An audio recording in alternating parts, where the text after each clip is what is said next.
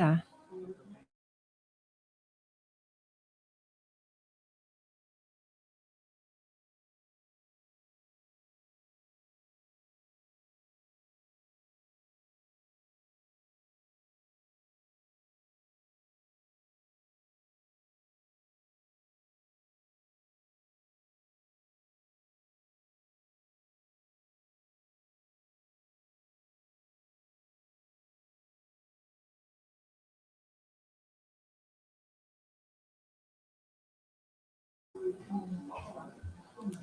สวัสดีค่ะขอต้อนรับคุณผู้ชมเข้าสู่นัดทอล์กนะคะตอนที่14ค่ะดิฉันนัทธาโกมลวาทินดำเนินรายการค่ะพูดถึงสงครามรัสเซียและยูเครนยืดเยื้อมาวันนี้วันที่27แล้วนะคะกับการสู้รบที่เกิดขึ้นเกือบจะ1เดือนเต็ม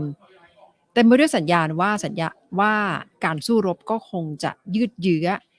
และสงครามที่เกิดขึ้นสมรภูมิการสู้รบที่ช่วงนี้ได้เห็นรัสเซียโจมตีอย่างหนักทางน้ำโดยประชิดเข้าไปบริเวณทะเลดำมากขึ้นการโจมตีทางอากาศก็เดินหน้านะคะยิงขีปนาวุธเมื่อวานนี้ได้เห็นภาพความเสียหายก็คือใช้ขีปนาวุธโจมตีทางอากาศเข้าไปที่ห้างสรรพสินค้าใหญ่แห่งหนึ่งที่กรุงเคียฟแล้วก็บอกว่าเป็นที่ที่น่าจะเป็นศูนย์บัญชาการในแง่ของการบัญชาการการรบแล้วก็ทำให้เกิดความเสียหายอย่างหนักการโจมตีทางบกก็เห็นขบวนรถของทหารรัสเซียที่เคลื่อนเข้าไปแต่โดยรวมก็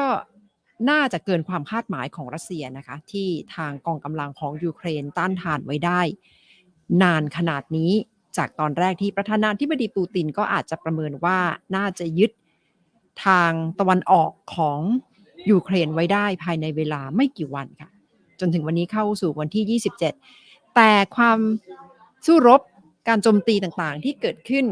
ไม่ใช่เฉพาะที่เราเห็นด้วยตาหรือว่าจากรายงานข่าวที่ออกมาเท่านั้นนะคะเพราะว่าการสู้รบการต่อสู้หมายถึงสงครามข้อมูลข่าวสารที่ทั้งสองฝ่ายก็มีต่างฝ่ายต่างต่อสู้เรื่องนี้ต่อกันค่ะไม่ว่าจะเป็นทางยูเครนก็ใช้ปฏิบัติการข้อมูลข่าวสารใช้ข้อมูลในโลกโซเชียลมีเดียเข้ามาต่อสู้ทางรัสเซียอีกด้านหนึ่งก็ใช้ข้อมูลสื่อสารกับประชาชนคนรัสเซียว่าเกิดอะไรขึ้นได้เห็นการสั่งปิด Facebook สั่งปิด YouTube ไปแล้วโดยรัฐบาลรัสเซียแต่โซเชียลมีเดียแพลตฟอร์มนี้ก็เป็นพื้นที่ในการต่อสู้ของคนยูเครนนะคะดิฉันได้คุยกับหัวหน้าหน่วยวิเคราะห์ข้อมูลสงครามผสมผสานแห่งยูเครนหรือไฮบริดวอร์แฟร์คุณอเล็กซานดราเทคานนอฟกาค่ะซึ่งก็ไม่สามารถเปิดเผยนะคะว่าอยู่ที่ไหนแต่คุยมาจากประเทศยูเครนแล้วก็บอกว่าตอนนี้น่าจะถูกขึ้นบัญชีเป็นกลุ่มสุดโต่งใน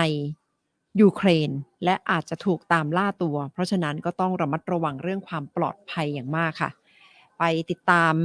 เรื่องการทำงานของหน่วยวิเคราะห์ข้อมูลสงครามผสมผสานไฮบริดวอร์แฟร์นี้นะคะเพื่อที่จะดูว่าสงครามที่เกิดขึ้นมีรูปแบบอย่างไรทางยูเครนประเมินสถานการณ์อย่างไรต้องย้ำว่าอันนี้เป็นการสัมภาษณ์เจ้าหน้าที่ของทางยูเครนที่ประเมินสถานการณ์การสู้รบแบบสงครามผสมผสานค่ะ Thank you very much for joining me. It's 26th day of the war between Russia and Ukraine. What's the situation like and how's your life? Well, the situation remains pretty much similar to the last week or so when the large-scale invasion has stalled. So the Russian troops have switched their tactics that now they are just deliberately attacking the civilian infrastructure objects, residential buildings, hospitals, shelters. Many of this happened in Mariupol, for example, because they see that they cannot win in a direct confrontation with the armed forces of Ukraine, so they're trying to submit Ukrainian population to fear and terror to urge the surrender of Ukraine. But overall, Ukrainian population remains defiant, and 89% of Ukrainians firmly believe that Ukraine can win in this war against Russia. You are head at Hybrid Warfare Analytical Group. which is working closely with Ukraine Crisis Media Center. Can you tell me what have you been doing, especially during the war? As an analyst of hybrid warfare, I was mostly focused on the tactics such as disinformation and methods of hybrid influence, which play a very significant role in the current large-scale invasion. We have seen an influx of disinformation and not just fake news, but more subversive tactics. For example, Russian agents would infiltrate the public chats on messengers such as Viber or Telegram, where Ukrainian volunteers gather and discuss how and where to get and deliver assistance to territorial defense or the armed forces. So Russian agents would infiltrate these groups. They would gather info on the upcoming humanitarian aid or military assistance. And then there was evidence of tracking devices planted into humanitarian aid so that they can correct fire and target humanitarian and civilian objects, because as I said, this is one of the tactics. This is just one example of what we are observing, but there's definitely a lot more. And what's the effect of this information strategy of the Russian side, and what's the consequence of it? I would say that right now on the information front line, Russia has failed miserably. And the only kind of substantial effect Russian information policy has is on its own population, which is dramatically, unfortunately, brainwashed by the Russian propaganda. And we have had numerous occasions when people from Ukraine call their relatives or friends somewhere in the Russian Federation and try to tell them what is going on. But people simply refuse to believe them. They say, no, you can't be being bombed by our troops, because on Russian television, we hear that it's the Nazi and far right in Ukraine who are attacking you, and we are just there to save you. And the Russian people are more subjugated to Russian propaganda than Ukrainians right now, because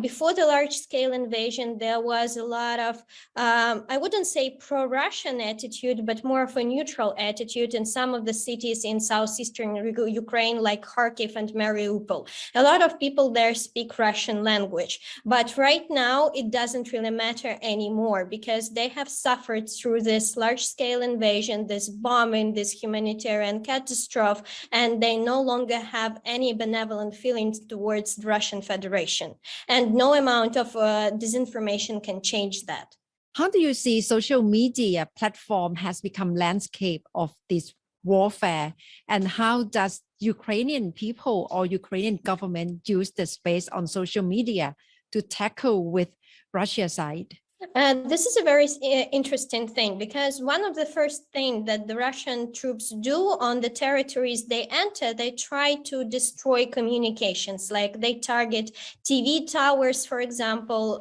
or they switch the television signal to broadcast Russian propaganda. Because in Russia that works, but in Ukraine there is a lot of official verified information available online. All the official bodies of authority, all the people, public speakers of importance, have their own verified accounts on social media and on different platforms, which is good. So their tactic isn't really working, and people are not completely cut off from all the communications. Well, there may be separate things when separate occasions when that doesn't really work, but the overall trend is that thanks to the presence of social media, Ukrainians are informed. And of course, the Russian Federation tries to use social media as a platform for information offense. I have already provided you with a couple of examples, but overall, Ukrainians are very well organized on the defense side. So they know that the public chats, for example, may be infiltrated. They are very careful about the kind of information that they spread. For example, when somebody is interested in a safe passage from town A to town B, they ask, if you know such a passage, please DM me, send me a direct message. Don't post this information here because there may be people who will send this information to the Russian troops. And overall, I think that Ukrainians have become rather resilient towards this kind of disinformation and hybrid influence tactics, because actually the war didn't start on February 24th of 2022. It started 8 years ago in 2014, and Ukrainian civic society and Ukrainian media have been evolving and becoming more resilient. So right now we have a benefit of experience, albeit it's a rather painful experience. In order to fight hybrid warfare, what's the tactic or what's the weapon among Ukrainian people in order to spread right information or information from your side to Russian people? What's the platform that have you been using? Well, right now, many Ukrainians continue to use Facebook, but there's an overwhelming popularity of Telegram. And again, Telegram has been used for good things, such as public chats for cooperation, self-organization, delivering humanitarian aid, mapping pharmacies that work in cities that have been under heavy shelling, for example. It has also been, as I said, used by the Russian Federation for its own purposes. For example, we have spotted numerous groups that gather location and transportation of Ukrainian armed forces, or that try to recruit people to put marks on residential and military targets so that the Russian troops can correct their fire and aim more precisely. But when Ukrainians spot such groups, they organize very quickly and they do massive reporting of such groups and pages. And on the capacity of Ukraine Crisis Media Center, what the center has been doing, are you working in tandem between the two associations? Actually, Hybrid Warfare Analytical Group is a department within Ukraine Crisis Media Center, which is a rather big organization, and we target different audiences. So someone, for example, works more closely with youth, and they try to keep the young audiences updated on what is going on in Ukrainian. Someone is working with regional journalists and editors of regional media, and it is a very tough battle for them, because one of the journalists that we personally, all of us personally know, who has been in temporarily occupied village of Nova Kakhovka, he has been taken hostage by the Russian troops. And for 8 days, we didn't hear anything from him. Now, thank God, he has been released. He has been tortured and beaten and threatened, but he is alive. And at least for now, he is free. My division, my team of Hybrid Warfare Analytical Group works specifically on monitoring, analyzing, and deconstructing this information warfare tactics and talking to the Western audiences. Because there is a kind of a discrepancy of the understanding of the current war and its roots in Ukrainian society and in the international community. There are a lot of blank spots for the international community, and it is our job to do as much explaining as we can. So far, what have concerned you the most as the head of Hybrid Warfare Analytical Unit at this very juncture? Well, all of us have a lot of concerns. One of the issues that I personally struggle a lot with is this very widespread idea that Western media elites and intellectuals often share, the idea that this is Putin's war, as they call it. But unfortunately, this is not true. The level of support for the large-scale Russian invasion of Ukraine is very high. It's from 70 to 80-something% of society. There is a deep root of colonial attitude towards Ukraine on behalf of Russian people that made this war possible. Putin's regime didn't solidify overnight. He was in power for more than 20 years. He committed numerous crimes against Russian people themselves, against Ukraine, but also in Georgia, Moldova, Syria. And Russian people tolerate demonstrated that to a great extent. So it is not correct to say that this is just Putin's war and that he and military leadership of the Russian Federation are the only ones to bear responsibility. If we take such an approach, a very wrong approach, it will not help us achieve ultimate peace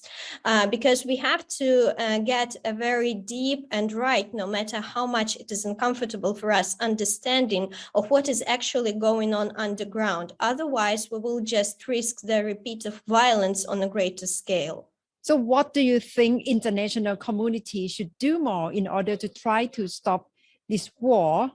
Or what do you like Russian people do more to stop the war? For the Russian people, it is very important to spread information, correct, fact-checked information, and to counter propaganda from official Russian sources. I realize that not all of them are in a position when they can go out and protest, although this is something that should be happening, and this is something that would be very much appreciated. As a Ukrainian, I am not really very sympathetic with the idea that Russians can go out and protest because they will be detained by the police. Ukraine has come through experiences when we also were threatened by the police, by the authoritarian regime. Yes, our authoritarian regime under pro-Russian President Yanukovych before 2014 wasn't as solid, but it wasn't as solid because we didn't let it solidify. So it is very important for the Russian people to actually think about their dignity and take action. As for the international community, there are a lot of directions where different groups of activists and different NGOs can work. And you cannot do everything at once, so you have to pick a direction. For example, for someone, it would be very good to continue to explain how actually implementing a no-fly zone over Ukraine would definitely not result in World War III. Russia planned to seize Ukraine in a couple of days, 1 week at tops, but it's failing miserably against just Ukrainian army. There is no way that it could possibly engage in and win World War III. Then there is an issue which is very important for us and for regional and global security to push for oil and gas embargo. Because yes, sanctions are very powerful, but Russia gets enormous influx of money every day just from exporting its gas and oil. So indirectly, those who buy the Russian gas and oil sponsor a Russian war machine. This has to stop. It is also very important to advocate for humanitarian aid because a lot of Ukrainians need it. So there are many, many different directions, and we appreciate everyone working in each single one of them. So far, it's 26th day of the war already. What's the sentiment among Ukrainian people? How do you like the war to stop? Well, we are definitely very tired, but above all, we are very angry because Ukraine has suffered throughout its history from the hands of Russian Federation, that before that Soviet Union, before that Russian Empire, very many times. Our culture has repeatedly been tried to be erased. Our identity has been consistently attacked, and now this is just a new wave of violence that makes us very angry. This is a predominant feeling among very Ukrainians, but it is accompanied by the feeling that we will win. Because one thing to understand is that we don't really have a choice. For Ukraine, there can only be peace after victory, because if we give too much concessions to the aggressor, if there is some sort of half-hearted agreement that Russia definitely isn't going to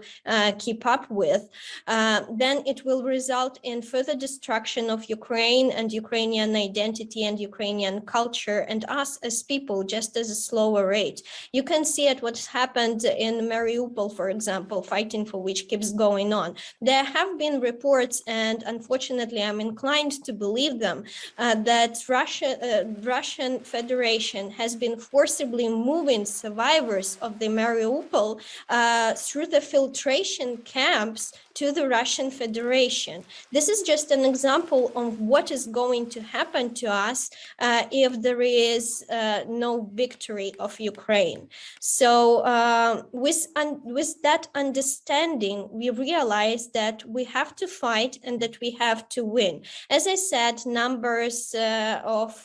Ukrainian support are very high, and people expect the victory, although they do realize we are not naive, that it will not be easy, but we will not settle for concessions. What's the sentiment to the President Volodymyr Zelensky at the moment? Has he got more support among the Ukrainian people right now? In general, yes. There are a lot of people who didn't vote for President Zelensky, whom I personally know, but right now they either openly support him because they think that he has taken a correct course, or those who are still not very big fans of him have accepted that right now we have sort of an informal moratorium of criticism. Of course, we keep monitoring closely all the actions that our government does, but we understand that right now it's not a time for internal fights, political competition. We are at war and we have to act with understanding that we are at war. Overall, people are rather satisfied with the President Zelensky's actions, and I do know that he has been celebrated internationally for his position and for his stance and for how he's conducting himself in the current circumstances. I think that no matter how you personally view Volodymyr Zelensky, one thing is definitely obvious, that he is a stark positive contrast towards Vladimir Putin. Thailand is quite far away from Ukraine. You are in Europe and Thailand is in Asia. But what do you like to tell Thai people here who are following the news about the war very closely? I'd like to say that for us, distance doesn't really matter. We appreciate all the support that we see, and it's one thing that keeps us going, the kindness of people who empathize with us and who want the suffering of Ukrainian people to stop.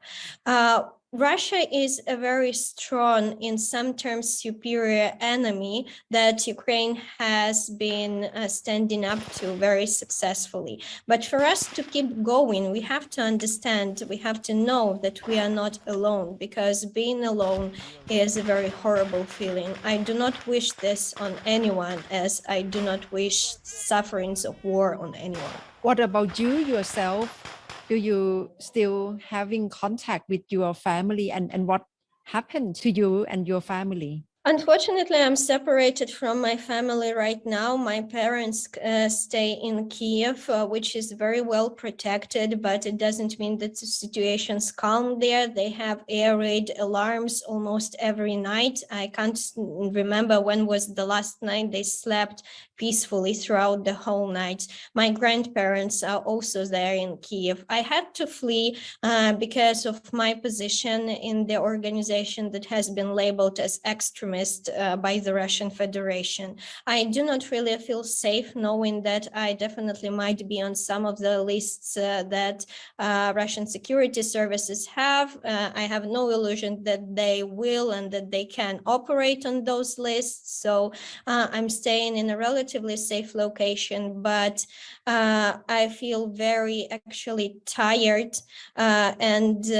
right this morning, I heard children stomping up above. They were playing a game on the floor above me. And my initial feeling was terror, because it sounded like a sound of artillery strike to me. And I hope very much that one day there will be a day when I can celebrate life and not mourn death. But so far, this day is not really very close. And if I'm struggling mentally, I can't even imagine what it's like for the people who are in less favorable circumstances. My heart goes out for them. You are very brave, and I really appreciate that you join me at this very juncture because we know that you must be having so many things to do, and I would like to convey support to you and Ukrainian people and your family. เอาละค่ะนั่นก็คือการสัมภาษณ์คุยกับคุณอเล็กซานดราเทคานอฟกานะคะเป็นหัวหน้าหน่วยวิเคราะห์ข้อมูลเกี่ยวกับสงครามผสมผสานไฮบริดวอร์แฟร์ซึ่งกำลังเกิดขึ้นในช่วงเวลานี้ค่ะเป็นวันที่27แล้วของสงครามรัสเซียยูเครนเป็นข้อมูลที่มาจากฝั่งยูเครนนะคะเพราะว่าคุณอเล็กซานดราก็เป็นเจ้าหน้าที่ซึ่งเป็นนักวิจัยล่ะค่ะนักวิจัยข้อมูลข่าวสารต่างๆที่เกี่ยวข้องกับสงครามผสมผสานไฮบริดวอร์แฟร์ซึ่งเป็นรูปแบบในการโจมตีที่กำลังเกิดขึ้นในช่วงเวลานี้ไม่ใช่เฉพาะการโจมตีทั้งทางบกอากาศและทางน้ำที่เราได้รับรู้เกี่ยวกับสงครามรัสเซียและยูเครนนะคะและจับความที่คุณอเล็กซานดราเล่าให้ดิฉันฟังก็คือรูปแบบการทำสงครามในแบบนี้ก็คือทางรัสเซียก็จะเจาะเข้าไปในบทสนทนาในกลุ่มการพูดคุยของชาวยูเครนที่ติดต่อสื่อสารกันส่วนมากในช่วงเวลานี้ก็จะใช้ Viber และ Telegram ซึ่งเป็นข้อมูลที่มีความส่วนตัวในระดับหนึ่งแล้วก็สื่อสารกันในกลุ่มแต่ก็จะมีเจ้าหน้าที่ของรัสเซียที่ใช้วิธีแทรกเข้าไปแล้วก็เจาะข้อมูลเพื่อที่จะชี้เป้าหมายความว่าเวลามีขบวนของรถลำเลียงความช่วยเหลือด้านมนุษยธรรมรถของเจ้าหน้าที่ไปที่จุดไหนรู้เส้นทางการลำเลียงทางฝั่งรัสเซียก็จะรู้ข้อมูลจากการเข้าไปแทรกแซงในระบบการพูดคุยแบบนี้แหละค่ะซึ่งทางคุณอเล็กซานดราบอกว่าก็เป็นแนวทางที่ทั้งเข้าไปเจาะข้อมูลทั้งพยายามที่จะปล่อยข้อมูลข่าวลวงข่าวหลอกทั้ง Fake News และ Disinformation เพื่อสร้างความปั่นป่วนและเป็นอีกรูปแบบหนึ่งในการทำสงครามทางยูเครนแก้ปัญหาอย่างไรก็ใช้วิธีพัฒนาแพลตฟอร์มออนไลน์ขึ้นมาเพื่อตรวจสอบข้อมูลเหล่านั้นว่าจริงหรือไม่จริงแล้วก็บอกกันนะคะอีกด้านหนึ่งคนยูเครนก็ใช้แพลตฟอร์มอย่าง Facebook ในการติดต่อสื่อสารและส่งข้อมูลต่างๆให้คนทั่วโลกได้รับรู้ถ้าไปดูทางรัสเซียที่ผ่านมาทำอะไรซึ่งทางเจ้าหน้าที่ยูเครนก็บอกว่าทางรัสเซียก็ใช้วิธีโฆษณาชวนเชื่ออันนี้เป็นทางฝั่งยูเครนอธิบายนะคะเพื่อที่จะบอกกับคนรัสเซียถึงเหตุผลความชอบธรรมที่รัสเซียต้องนำกำลังเข้าไปบุก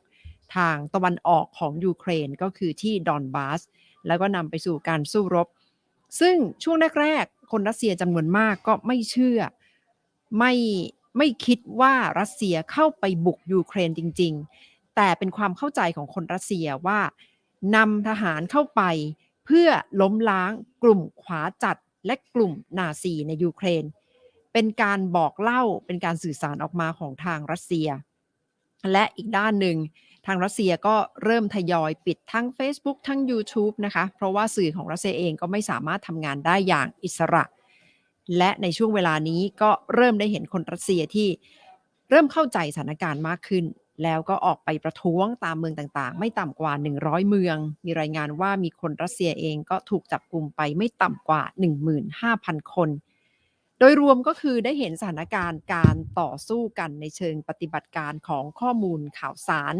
ทั้งยูเครนเองก็มีหน่วยนี้ซึ่งทางรัสเซียก็มีเช่นเดียวกันนะคะเพียงแต่เราไม่สามารถเข้าถึงหรือว่าอธิบายได้ถึงกระบวนการที่กำลังเกิดขึ้นแต่ครั้งนี้อาจจะเป็นครั้งแรกค่ะสำหรับประธานาธิบดีวลาดิเมียร์ปูตินที่เผชิญแรงต้านจากการใช้ข้อมูลข่าวสารโดยฝั่งประชาชนทั้งฝั่งคนรัสเซียที่ไม่เห็นด้วยกับการทำสงครามและประชาชนคนยูเครนที่ใช้โซเชียลมีเดียในการติดต่อสื่อสารผ่านเครือข่ายเน็ตเวิร์กต่างๆในระดับโลกนะคะซึ่งก็เป็นแรงต้านที่ประธานาธิบดีปูตินกำลังเผชิญอีกด้านหนึ่งประธานาธิบดีเซเลนสกี้ก็ใช้วิธี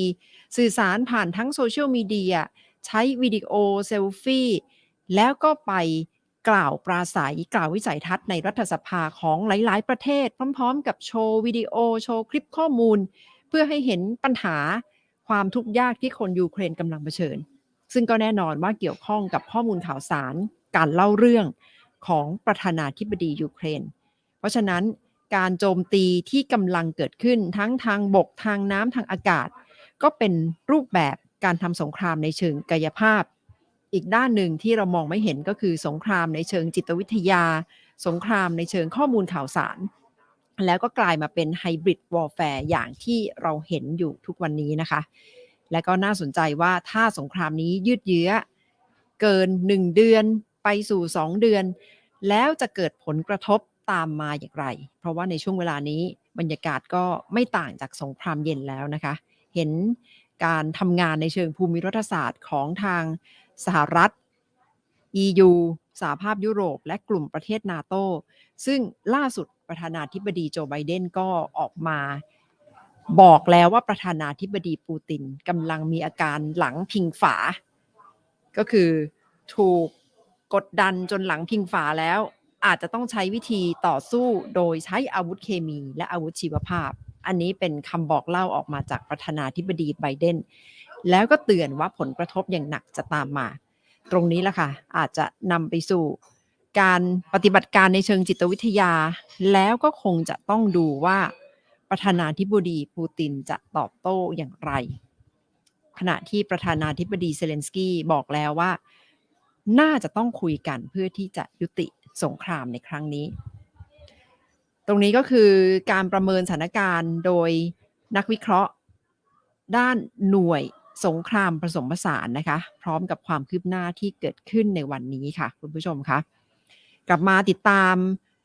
การวิเคราะห์สถานการณ์ที่เกิดขึ้นในวันนี้วันที่27ติดตามกันต่อในคืนนี้นะคะในรายการทันโลกกับที่นี่ไทย PBS หน้าจอช่องหมายเลข3ไทย PBS และทุกโซเชียลมีเดียแพลตฟอร์มเราออกอากาศกันสดๆทั้งทาง Twitter ทาง YouTube และ Facebook ด้วยนะคะไปกดไลค์กดติดตามและอย่าลืมกดกระดิ่งเพื่อที่จะได้ไม่พลาดทุกการออกอากาศค่ะขอบคุณคุณผู้ชมที่ติดตามนัดทอล์กกันในช่วงเวลานี้นะคะและดิฉันจะกลับมาอีกค่ะเพื่อที่จะคุยในเรื่องสถานการณ์สงครามที่กำลังเกิดขึ้นและคุยกับบุคลากรหลายๆฝ่ายที่เกี่ยวข้องค่ะสำหรับวันนี้ขอบคุณทุกท่านที่ติดตามกันค่ะสวัสดีค่ะ